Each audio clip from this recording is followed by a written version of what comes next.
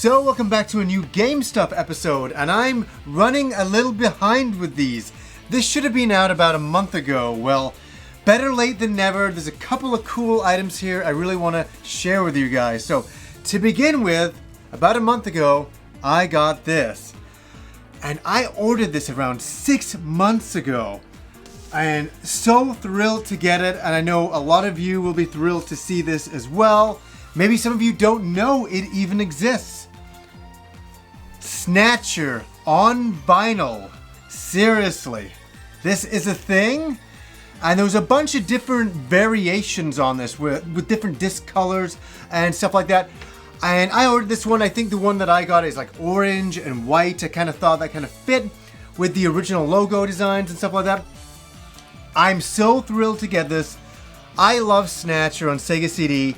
And getting some of these vinyl records, especially older games, for some reason makes so much sense on vinyl. And I'm going to see if I can figure out the company here, because this was a while ago that I ordered this. Ship to Shore, Phono Co. Phono Co. So just so you know who that is there, I'll do a close-up on all of this, just so you guys can see. And I am in the process of getting a new record player in the next bunch of months.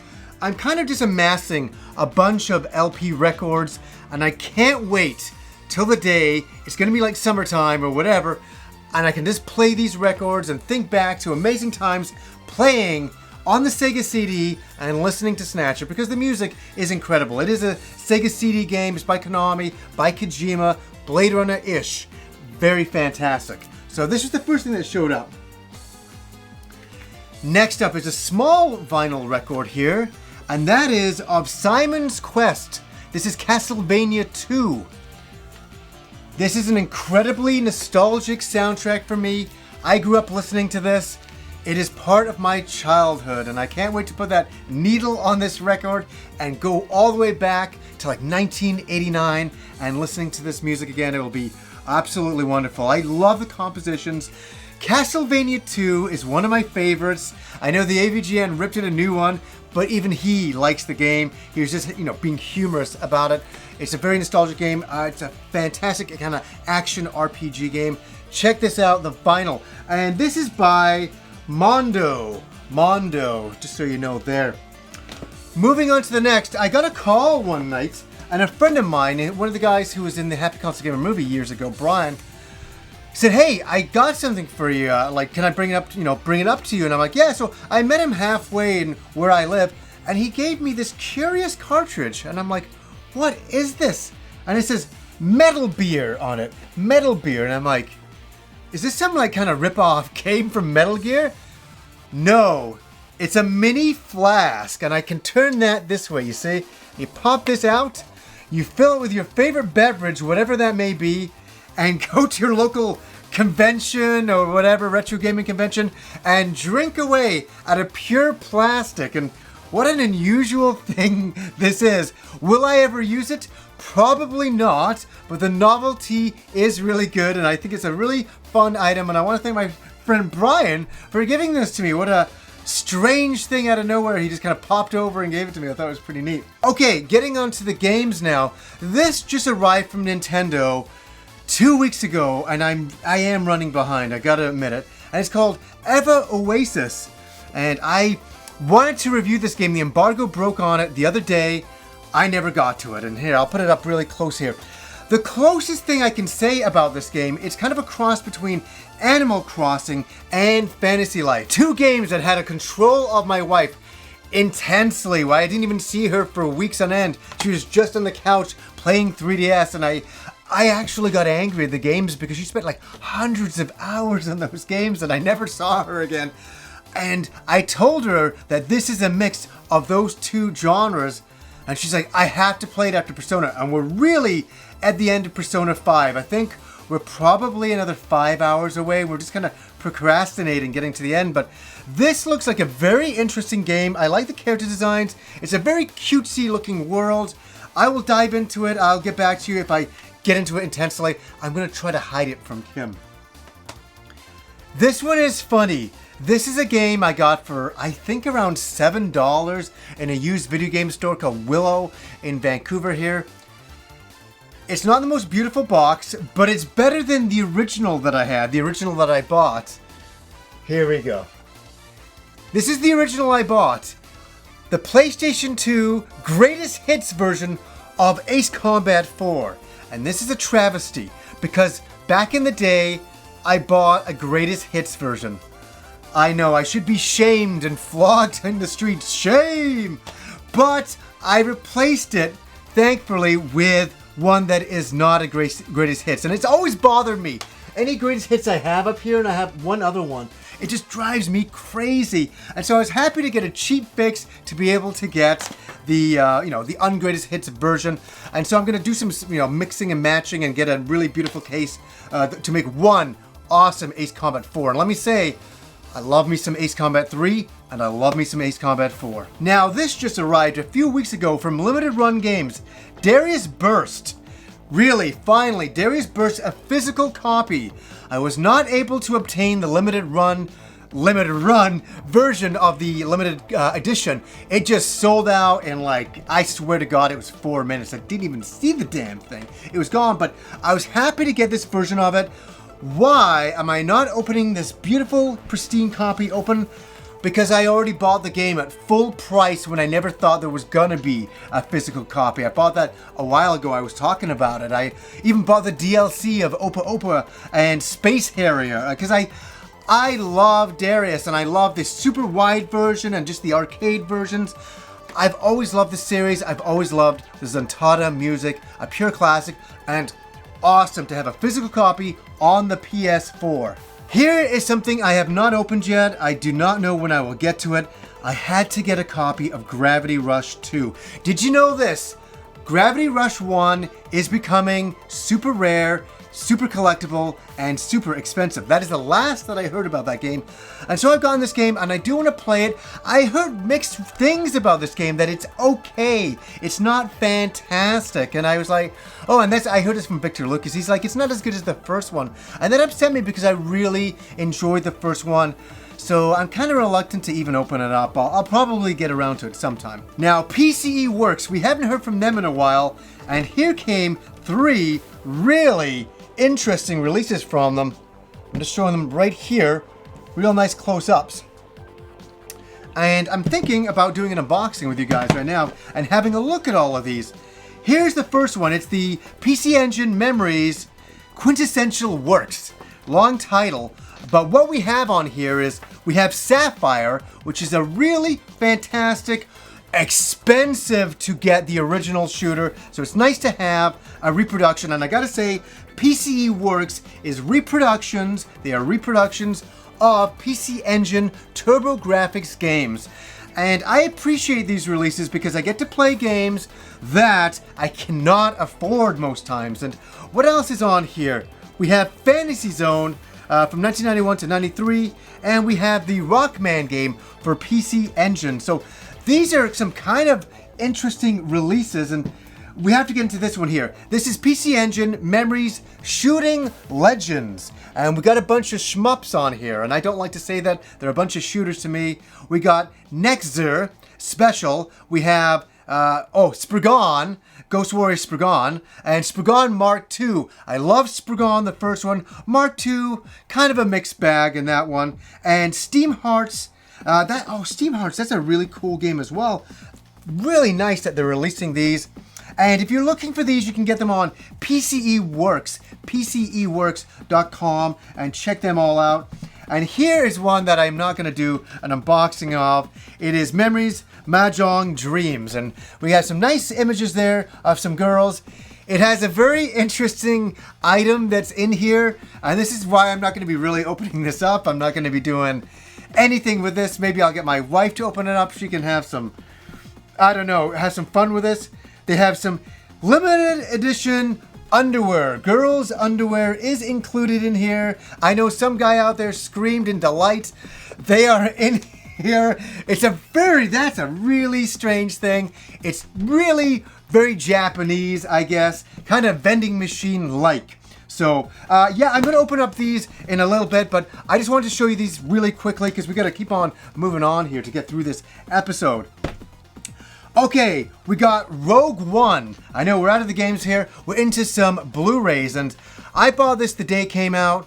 What are my thoughts on Rogue One now that it's all settled down? I still really enjoy the movie a lot. I really do. I think it's a little dry in the character department. I don't think it's full of life and adventure and humor. And I think that's what this movie is missing the most, is humor. But there's some really great, compelling Star Wars moments in there. I wish there was a little bit more humor and adventure with the characters.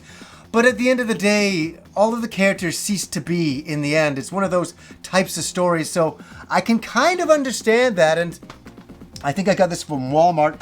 But I still really enjoy the movie. I tend to skip over a lot of the character drama in it and go right to the action scenes, though now. I'm guilty of that. This is one that me and Kim are going to sit down in the next couple of weeks and watch. And this is, I bought it for one movie, and that is for Galaxina. The second movie is The Crater Lake Monster, and who knows, that may be some hidden movie gem that because I've never heard of it at all. It was just, I could get these really cheap. I got it off Amazon, and I wanted to get it for Galaxina. And the reason why is, in Canada here, we used to, and this is in 1982, we used to have something called Super Channel and First Choice. It was a pay-per-view channel, and it was just a movie channel, like a HBO type of thing back then. And my parents would never subscribe to something like that, and I begged them immensely. I'm like, come on, there's so many movies, and we would get free weekends at times, and I would just binge and watch every movie. I'd be in the house 24 hours a day watching movies in 1982. I was 8 years old, and I loved it. But what you could do is, when they took it off the air and they scrambled the network again, I was a very brave young guy, and I was starved for entertainment back then, and I would turn it to the channel with Super Channel on it, but of course the channel would be all wavy and you couldn't watch anything. It used to drive me crazy, but I had so much patience, I would watch movies in their scrambled form and just listen to it and make out some of the picture and understand the movie somehow. And one of those movies was Galaxina. And I watched the whole movie scrambled. Man, does that make me sound old. Back in my day, we watched movies and they were scrambled, and we liked it. And I watched it, and I really want to watch it again. I know it's a low-budget science fiction movie with Galaxina's and like an android woman, and they go on the quest for the Blue Star. I still remember that, and that's a movie I'm really looking forward to here as well. And wrapping up this new Game Stuff episode, we have Tales from the Yawning Portal. And this is a Dungeons & Dragons book for 5th edition, and this one really excited me. It really did. This is a collection of some of the hardest dungeons from Dungeons & Dragons, including one of my favorites, and that is the Tomb of Horrors. For anybody who hasn't heard of that one, the Tomb of Horrors, it slipped my mind for a moment, and that is said to be one of the most deadliest dungeons in Dungeons & Dragons, and I really love this book, and it's got 7 separate adventures in it, and I love having all those adventures in one book. And you know, I am starving to play D&D again, and I really want to get a game together, but time is always against me, and it really bothers me a lot. I'll just be honest with you guys. It's one of those things that's the one thing that bothers me that I'm not getting around to doing, and that's playing D&D, because, you know, as I said before, I quit smoking and I got back into Dungeons & Dragons, and it was furious and fantastic, and the imagination was flowing, and the laughs were happening with my friends, and I'm missing those times, and I'm getting a little bit of time to do a little bit of reading, and it just makes me crave the game even more. And oh, here's something. This is for the PCE games here. We need to open this up. It's some posters. I think one of them is a hentai poster, because I did check on this when it first arrived a while ago. Let's check. So I gotta be careful with the hentai poster that I don't show that by accident. Here is a really nice Fantasy Zone poster, and this comes with the PCE collection here, and some collection stuff on the back. That's really nice. Love that stuff. And what have we got here? Steam Hearts. We got a really nice print of Steam Hearts. That looks really beautiful character art going on there. And let me look at this under the table. Oh, this ain't so bad. Everything's blurred out, so I can definitely show you there some super hot, steamy Mahjong action going on, and just some underwear shots. There's no nipples, folks. There's nothing really bad going on here. I can show this stuff 100%. So, one last thing here. One last thing. Gamester81 went down to Star Wars Celebration, and I said, John, they've advertised this, they're selling an R3DO there, and it's one of the droids from The Force Awakens, and I've really enjoyed collecting the Force Awakens action figures. I've really had a lot of fun with that. And I knew he was going to be down there, and they're not exclusive. You can only get these at the Disneyland parks or Star Wars Celebration, and that is this character here. And Gamester John was nice enough to pick this up for me when he flew into Vancouver for the weekend. I took him out to dinner, and I thanked him immensely. And he got me this kind of red R3DO unit, and really happy to get that. And just want to thank John again for doing that. And you know what, guys? I'm not gonna go yet. I was gonna go, but let's do some unboxings. Let's open up these PC Engine Works. Let's do this. First of all, my trusty knife. Let's just slice these open. How do I even get to this? Look at this. They've sealed it on me really intensely.